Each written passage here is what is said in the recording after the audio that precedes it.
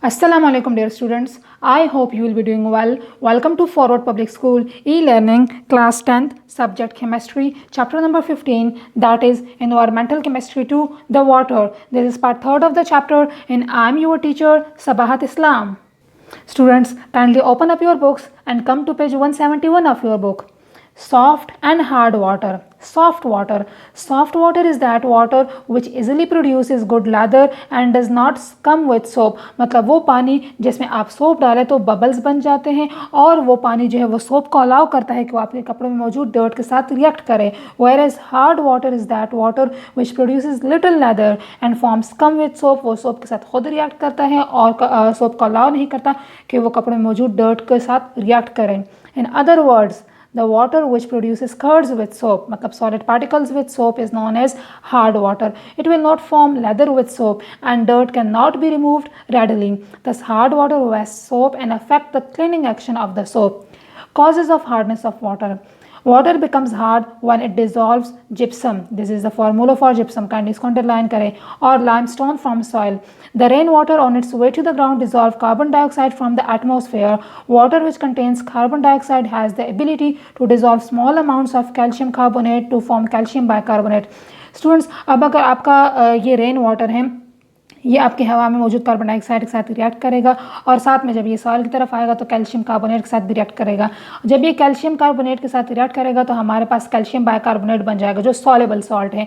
ये पानी में को हार्डनेस प्रोवाइड करता है. इसके अलावा magnesium carbonate, that is MgCO3, also react with water and carbon dioxide to form magnesium bicarbonate.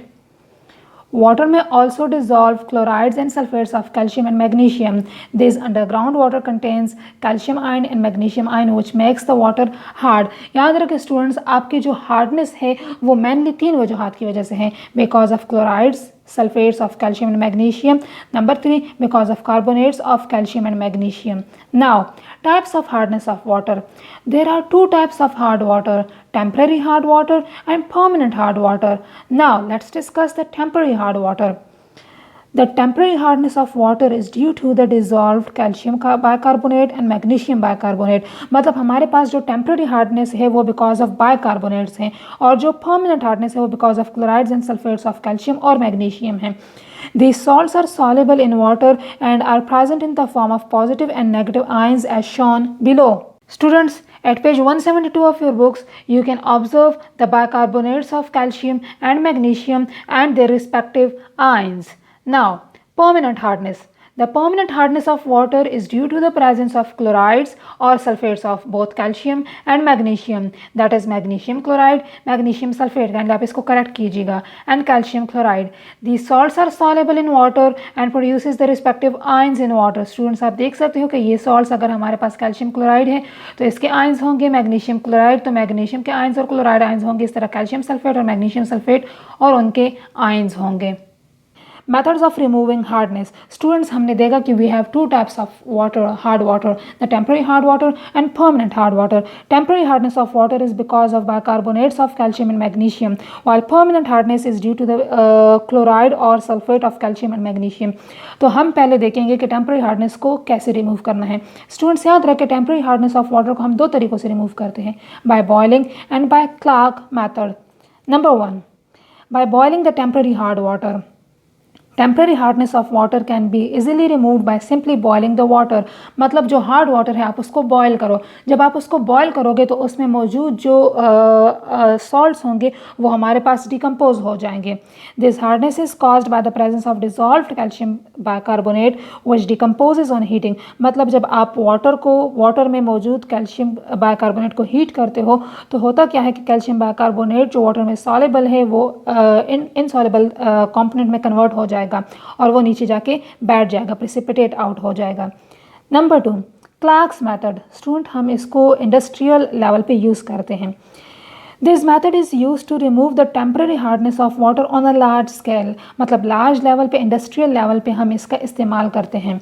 This is a chemical method. Kindly इसको अंडरलाइन करिए, केमिकल मेथड है. A calculated amount of slack lime is added to temporary hard water. मतलब आप एक ख़ास मिकदार में slack lime डाल देते हो hard water में. The soluble bicarbonate ions of calcium and magnesium present in the temporary hard water are converted into their carbonate ions. Look, हमारे पास जो bicarbonate ions थे वो convert हो जाएंगे into the carbonate ions, the insoluble salts, and they settle down at the bottom. और ये हमारे पास नीचे बैठ जाएंगे. Now, methods of removal of permanent hardness. Students, हमने टेम्परेरी हार्डनेस को रिमूव करने के दो मेथड्स देख लिए. Number 1 boiling, number 2 Clark method. ये हमारे पास इंडस्ट्रियल लेवल पे है और ये हमारे पास जनरल बॉइलिंग है. अब हम परमानेंट हार्डनेस के रिमूवल को देखेंगे. Permanent hardness of water can only be removed by using chemicals. इसको अंडरलाइन करें. ये सिर्फ और सिर्फ आप केमिकल्स के जरिए रिमूव कर सकते हो. Which convert the soluble salts into the insoluble salts on precipitation. The word permanent is misleading here because this hardness can be removed at the end. Page 173. Methods for removal of permanent hardness. Number 1 by using washing soda, that is sodium carbonate. Kindly इसको underline करिए, MCQ के लिए important है. Number 2 ion exchange method. चले हम पहले method को discuss करते हैं. The washing soda removes permanent hardness of water. The washing soda reacts with soluble calcium and magnesium chloride and sulfates and converts them into the insoluble calcium and magnesium carbonate respectively. Washing soda, sodium carbonate आपके पास जो soluble substances हैं उनके साथ react करता है और उनको insoluble substances में convert कर देता है. Number 2, ion exchange method. Zeolite is an ion exchange resin. Resin is a chemical compound which is integral part in the water treatment process in both consumer and industrial setting. Integral mean necessary part, important part. Zeolite is naturally occurring sodium aluminum silicate. Kindly underline it. It is the composition of zeolite. It is the naturally occurring sodium aluminum silicate. It can also be prepared artificially. मतलब zeolite एक natural component है लेकिन आप इसको laboratory में भी prepare कर सकते हो. The resin is commonly known as sodium zeolite. When hard water is passed through the resin, the sodium ions will go into the solution while the unwanted calcium and magnesium ions take their place. मतलब अगर आप hard water को जिसमें आपके पास calcium sulphate और magnesium sulphate मौजूद हैं, आप उसको अलाउ करो कि वो जियोलाइट के ऊपर पास हो जाए. जब वो जियोलाइट के ऊपर पास होंगे तो हमारे पास जो अनवांटेड आयंस है, कैल्शियम आयंस और मैग्नीशियम आयंस, वो हट जाएंगे, वो जियोलाइट के साथ रिएक्ट करेंगे और हमारे पास जो Na2SO4 और Na2SO4 दोनों रिएक्शंस में हमारे पास आ जाएंगे.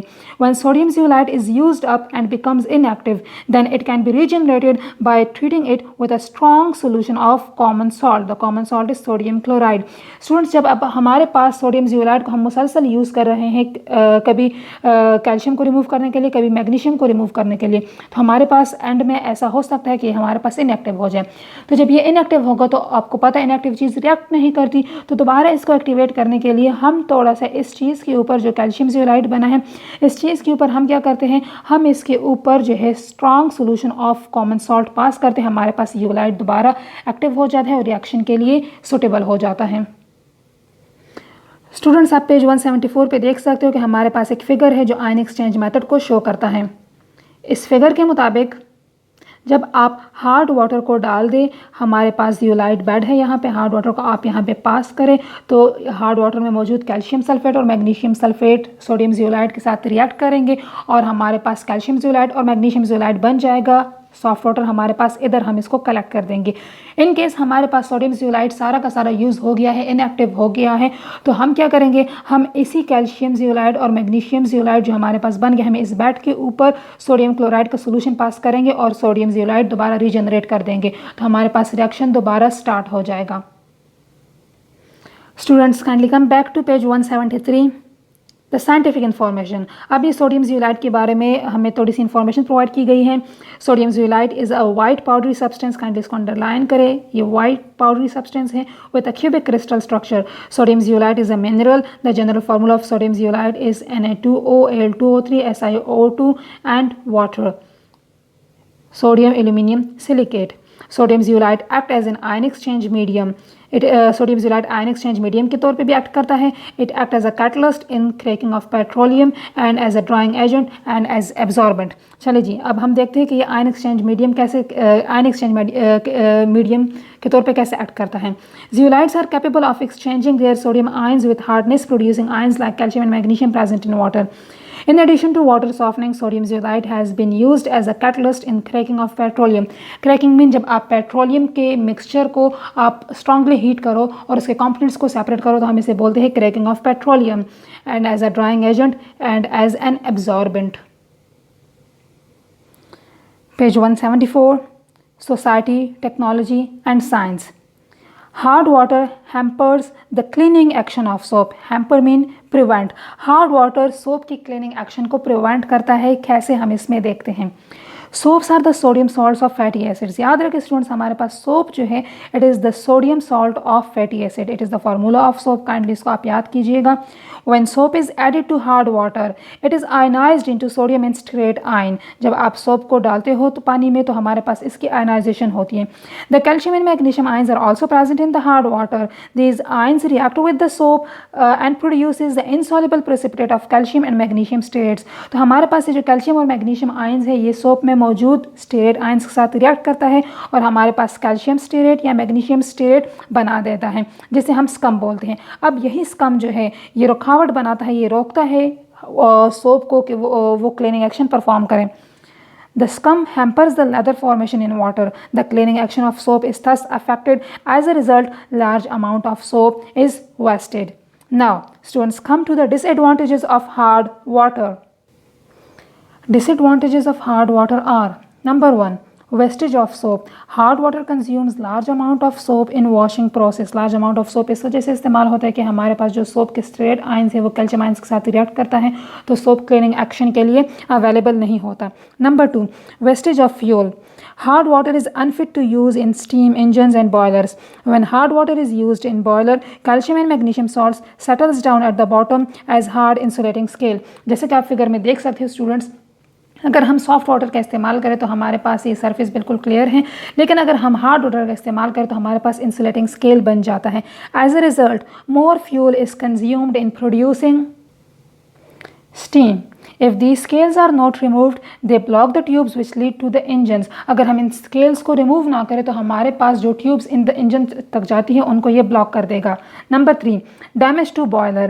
These make a constant threat to the explosion of boiler.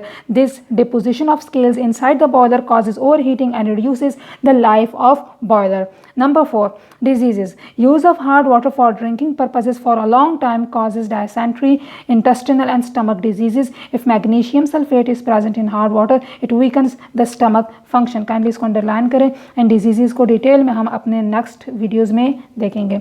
Now self assessment kindly students आप इसको कर दीजिएगा. ये सारा हम पढ़ चुके हैं. कॉजेज ऑफ टेम्प्रेरी हार्डनेस को हम कैसे रिमूव करते हैं, परमानेंट हार्डनेस को कैसे रिमूव किया जाता है, टेम्प्रेरी हार्डनेस के कॉजेज क्या है, परमानेंट हार्डनेस की कॉजेज क्या है, सोडियम जियोलाइट क्या है, डिसएडवांटेजेस ऑफ हार्ड वाटर क्या है, ये सारा हम देख चुके हैं.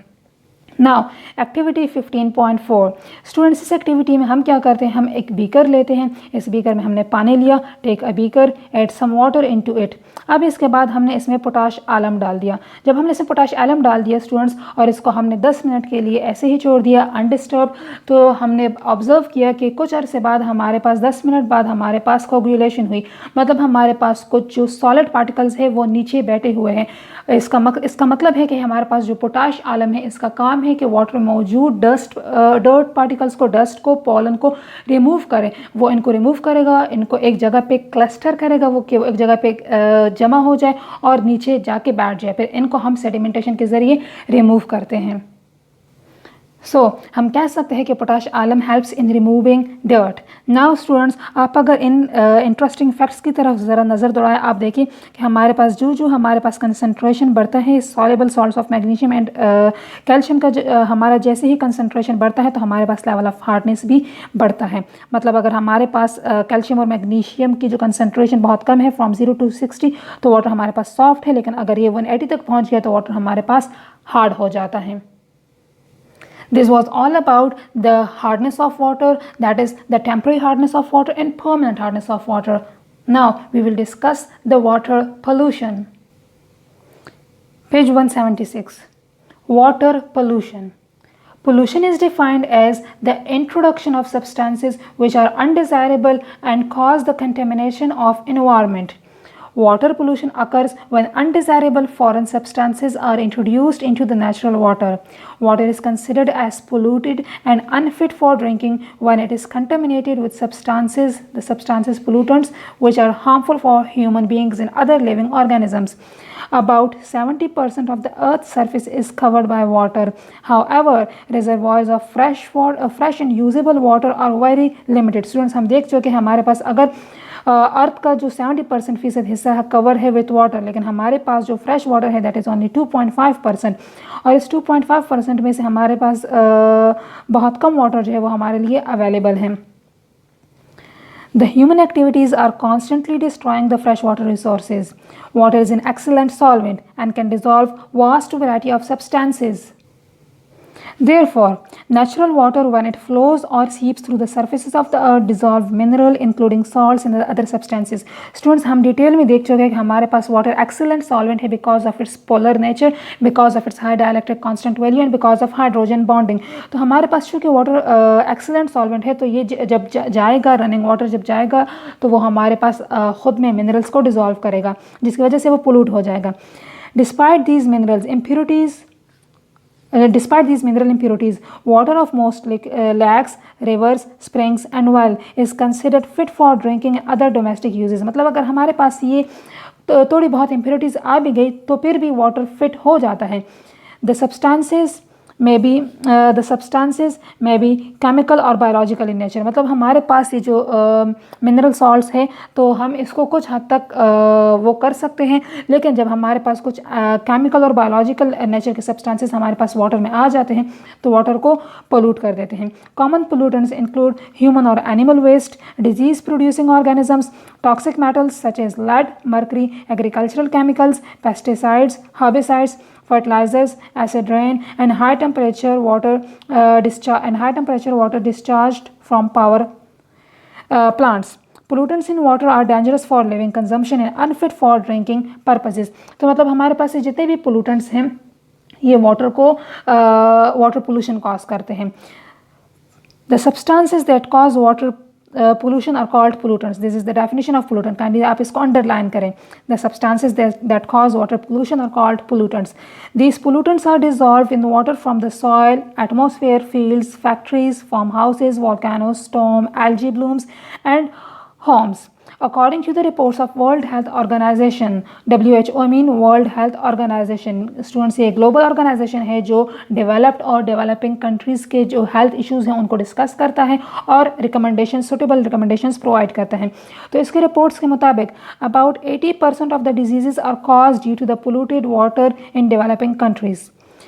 Sources of water pollutants. Students, अब हमारे पास जो वाटर पोल्यूटेंट्स के जो सोर्सेज है वो mainly industrial waste, household waste, agricultural waste and animal waste हैं. चले अब हम इनको वन बाय वन करके देखते हैं. Industrial waste. As the population increases, their demand for food, clothes, paper, plastic also increases. In order to meet these demands, industrial units are established to produce the desired substances on commercial scale. मतलब जो हमारे पास population level बढ़ता है तो हमारे पास industries की तादाद में भी इजाफा होता है. जब इंडस्ट्रीज़ की तादाद में इजाफा होता है तो आपको पता है कि इंडस्ट्री जो है वो हमारे पास वाटर को मुख्तलिफ चीज़ों के लिए इस्तेमाल करती है, एज अ कूलेंट इसको इस्तेमाल करती है.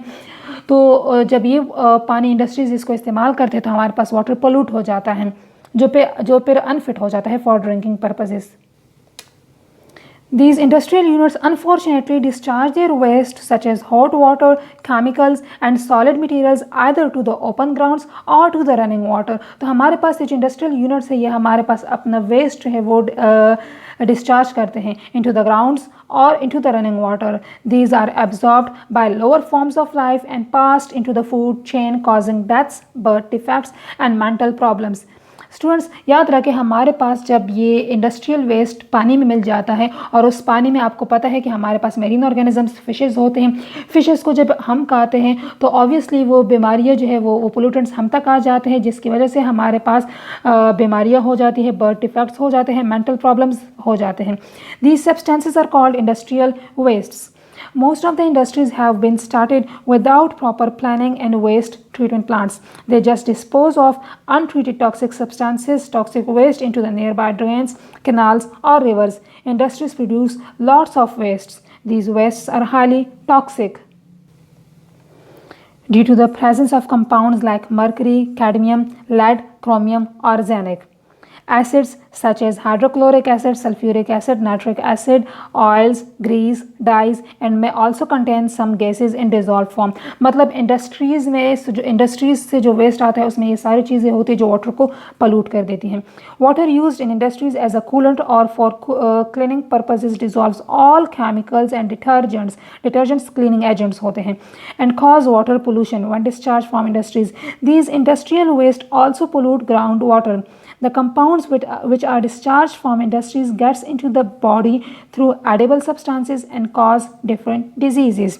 Radioactive waste. Radioactive means substances which emit radiation. So radioactive waste मतलब वैसे वो waste जो radiations emit करती हैं. When they leak from nuclear power stations also create many problems to the living organisms. Heated water. Some industries and power stations use water for cooling purposes.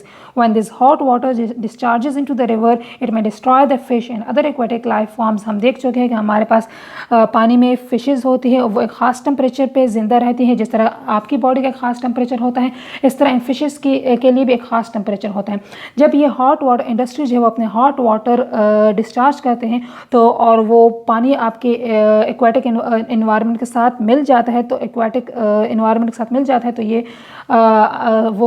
आपके fishes को जो है उनके लिए ठीक नहीं होता.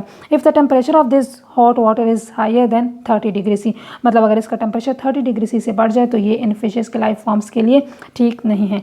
Untreated water. In areas where there are no sewage water treatment plants. Sewage mean जो आपके घरों से पानी निकलता है. The sewage water goes into the river and other water sources. Sewage water consist of bacteria, germs and viruses. When this water is used for drinking purposes they cause typhoid, cholera, hepatitis, pneumonia and dysentery problems. मतलब जो आपका sewage water है वो आपके साफ़ पानी के साथ मिल जाता है और वो पानी फिर आप इस्तेमाल करते हो तो आपको मुख्तलिफ बीमारियाँ हो जाती हैं. Page 178 tidbit. Biological oxygen demand and chemical oxygen demand. There are water quality tests which determine the quality of water. Number 1. Biological oxygen demand, also known as biochemical oxygen demand, is a procedure that measures the dissolved oxygen consumed by microorganisms during the decomposition of organic matter. Students, अगर हमारे पास let's suppose पानी का sample है जिसमें हमारे पास organic waste पाए जाते हैं तो हम उसमें देखेंगे कि उस वाटर की क्वालिटी क्या है by measuring the amount of oxygen consumed by these micro organisms. Number 2. Chemical oxygen demand. It is a measure of the capacity of water to consume the oxygen during the decomposition of organic matter and the oxidation of inorganic chemicals such as ammonia and nitrite. Students, chemical oxygen demand में हम water की quality देखते हैं by using the chemicals और ये chemicals आपकी decomposition of organic matter करता है, साथ ही साथ inorganic chemicals को भी decompose कर देता है. Students, this is the definition of biological oxygen demand. Amount of oxygen needed by microorganism to break down organic material present in a given water sample at certain temperature or specific time period. मतलब हमारे पास एक ख़ास time period हम लेते हैं और एक ख़ास टेम्परेचर पे हम देखते हैं कि हमारे पास माइक्रो ऑर्गेनिजम्स कितना ऑक्सीजन कंज्यूम करते हैं. जितना ऑक्सीजन उन्होंने कंज्यूम किया मतलब हमारे पास उतना ऑर्गेनिक वेस्ट जो है वो पानी में मौजूद था. Chemical oxygen demand. It is the amount of oxygen consumed during the chemical breakdown of the pollutants. यहाँ पे हमारे पास pollutants students organic और inorganic हैं present in a given water sample at certain temperature over a specific time period. अगर हम इन दोनों को compare करें तो biological oxygen demand में हमारे पास pollutants की breakdown होती है in the presence of microorganisms, जबकि chemical oxygen demand में हमारे पास pollutants की breakdown होती है in the presence of the chemicals. यहाँ पे हमारे पास biological oxygen demand slow method है जबकि chemical oxygen demand faster method है. जब ये स्लो मेथड है तो ये हमारे पास इसकी वैल्यू हमेशा कम होगी as compare to chemical oxygen demand, जबकि केमिकल ऑक्सीजन डिमांड की वैल्यू हायर होगी. और हमारे पास बायोलॉजिकल ऑक्सीजन डिमांड जो है वो हमारे पास लो टेम्परेचर पे होता है, केमिकल ऑक्सीजन डिमांड जो है वो हमारे पास हायर टेम्परेचर पे होता है. Now household waste. Household waste are produced inside the houses during day-to-day activities like using soaps and detergents. Detergents cleaning agents हैं for cleaning purposes. मतलब अगर आप कपड़े वगैरह धोते हो तो आप इन soaps and detergents का इस्तेमाल करते हो. When this household water enters the water bodies such as streams, canals, rivers, lakes, etc., or underground water, it causes water pollution. These household waste remain in the water in dissolved form or in the suspended form for long time and affect the aquatic life. मतलब जो आप घरों से गंद डालते हो पानी में, वो आपके पास या वेस्ट वाटर फॉर्म में होता है या सॉलिड वेस्ट फॉर्म में होता है, तो आपके पास वाटर को पोल्यूट कर देता है. Now come to the scientific information. The major disadvantage of detergent over soap is that it is non biodegradable. मतलब अगर आप डिटर्जेंट और सोप को कंपेयर करो तो आपको पता चलेगा कि डिटर्जेंट जो है वो आसानी से ख़त्म नहीं होता. Micro organisms like bacteria can not decompose detergent while these microorganisms can easily decompose soap. तो हम कह सकते हैं सोप अच्छा है as compare to detergent. Okay, so waste water. House water में हमारा हाउस होल्ड वेस्ट में हमारे पास सबसे पहला है वेस्ट वाटर और दूसरा हमारे पास है सॉलिड वेस्ट. तो हम वेस्ट वाटर को देखते हैं. Waste water, it consist of water used in kitchens, washrooms and cleaning floors. मतलब जो आप घरों में पानी इस्तेमाल करते हो उसको वेस्ट वाटर बोलते हैं. This water is discharge into the running water. These detergents and other chemicals like medicine, acids, bleaches, dyes, waxes, hair colors affect the quality of water and affect the aquatic life. Flushed water mostly contain pathogens such as bacteria, viruses, and protozoans. In our country, drinking water supply lines and open sewage drains in the streets are laid side by side. As a result, water is frequently contaminated when pipes erode. मतलब अगर हमारे पास students pipes जो है जिसमें साफ़ पानी होता है, अगर वो थोड़े से भी इरोड हो जाए, थोड़े से भी वो खुल जाए, उनमें थोड़े सा सुराख हो जाए, तो आपका जो गंदा पानी है जो सड़कों पे पड़ा होता है वो उस पानी में चला जाता है और इजीली उस पानी को पलूट कर देता है. Solid waste. Solid waste is also called urban waste or domestic waste. It is either in solid or semi-solid form. It contains food, newspaper, glass, bottles, cans, metals. मतलब अगर आप पानी में ये चीज़ें डाल दें तो इनको हम बोलते हैं solid waste. Today, many people dump their garbage into the streams, lakes, rivers, and seas. When rainwater or other forms of water come in contact with these materials, इन मटीरियल्स में आपके पास केमिकल्स होते हैं. इट रिमूव्स और extracts chemicals from these solid waste. This process is called leaching and the resulting mixture is called leachate. मतलब अगर आपने पानी में सॉलिड वेस्ट डाल दिए हैं, ऊपर से बारिश भी हो गई, तो लीचिंग का प्रोसेस हो जाएगा और हमारे पास लीचेट्स बन जाएंगे. Leachates either seeps into the soil और पोल्यूट्स अंडरग्राउंड वाटर और finds its way to the rivers और स्ट्रीम्स थ्रू रेन वाटर. अब इन लीचेट्स के पास दो पॉसिबिलिटीज़ हैं, या ये अंडरग्राउंड वाटर में जाएंगे या रिवर्स और स्ट्रीम्स की तरफ जाएंगे और उसको पोल्यूट कर देंगे. Agricultural waste. Agricultural wastes are the waste produced as a result of various agricultural activities. Students आपके मुख्तलिफ एग्रीकल्चरल एक्टिविटीज़ की वजह से जो वेस्ट आपके पानी में दाखिल हो जाता है हम उसे बोलते हैं agricultural waste. Agricultural waste include both natural and synthetic waste. Natural waste का दूसरा नाम है ऑर्गेनिक वेस्ट. काइंडली आप इसको अंडरलाइन कीजिएगा. अब अगर हम नेचुरल वेस्ट की बात करें तो नेचुरल वेस्ट जैसे हम ऑर्गेनिक वेस्ट भी बोलते हैं, it includes manure, the animal dung and other waste from farming, harvesting, poultry and slaughter houses. जबकि synthetic waste consist of fertilizers in the runoff water from the fields, pesticides, insecticides and herbicides that enter into the water, air or soil, and salt and silt drained from fields. अगर हम synthetic waste की बात करें students, तो हमारे पास fertilisers है, वो हमारे पास पेस्टिसाइड्स है, वो हमारे पास सिल्ट एंड सॉल्ट है जो आपकी फील्ड्स से आता है. अब फर्टिलाइजर्स की बात करते हैं. फर्टिलाइजर स्टूडेंट्स वो चीज़ें होती हैं जो फसलों की अच्छी पैदावार के लिए हम यूज़ करते हैं, और हमारे पास अगर फर्टिलाइजर्स की क्वांटिटी ज़्यादा हो जाए तो हमारे पास न्यूट्रिएंट्स की क्वांटिटी ज़्यादा हो जाती है जो पानी में यूट्रोफिकेशन कॉज करता है, जैसे हम अगले टॉपिक में डिटेल में देखेंगे द वाटर बॉर्न डिजीज़ में. फिर अगर हम पेस्टिसाइड की बात करें, pesticides are the substances that are used to control pests. अब पेस्ट क्या चीज़ है? These are actually organisms that spread diseases or cause destruction. ये हमारे पास दो किस्म के हो सकते हैं, या इंसेक्ट्स हो सकते हैं या हमारे पास अनडिज़ायरेबल प्लांट्स हो सकते हैं. अगर हम इंसेक्ट्स को किल करना चाहें तो हम इंसेक्टिसाइड यूज़ करेंगे, अगर हम अनडिज़ायरेबल प्लांट्स को ख़त्म करना चाहें तो हम हर्बिसाइड्स इस्तेमाल करेंगे. तो हम कह सकते हैं कि पेस्टिसाइड्स हमारे पास इंसेक्टिसाइड्स भी हो सकते हैं, हर्बिसाइड्स भी हो सकते हैं.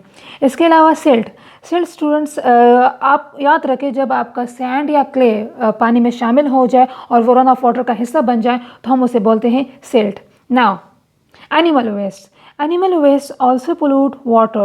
In many areas of our cities and villages, animals are raised in residential areas. The animal's excreta are usually discharged into the canals, rivers, where it pollutes the water with microorganisms. Students याद रखें, आपका animal waste वो waste होता है जो आपके animals की वजह से कॉज होता है, और आप जहाँ पे रहते हो वहाँ पे अगर आप एनिमल्स को ग्रो करो तो वहाँ पे आपका एनिमल वेस्ट जो है वो एनिमल वेस्ट के ग्रो करने के उसके बढ़ने के चांसेस ज़्यादा हो जाते हैं. Now self assessment. स्टूडेंट्स ये सारा हमने देख लिया है. The major sources of water pollution, the fertilisers that causes water pollution. इसके अलावा हमने हाउस होल्ड वेस्ट देखा, और साथ में एग्रीकल्चरल वेस्ट, एनिमल वेस्ट देखा, और इंडस्ट्रियल वेस्ट भी हमने ये सारा देख लिया है. काइंडली आप इस टॉपिक को ज़रा एक दफ़ा दोबारा गौर से देखें ताकि ये सेल्फ असेसमेंट आप अच्छे से कर सको. So dear students, this is the end of part 3 of chapter 15. We will continue the chapter in our next part. I hope you have understood this part well. Thank you. Stay home. Stay safe.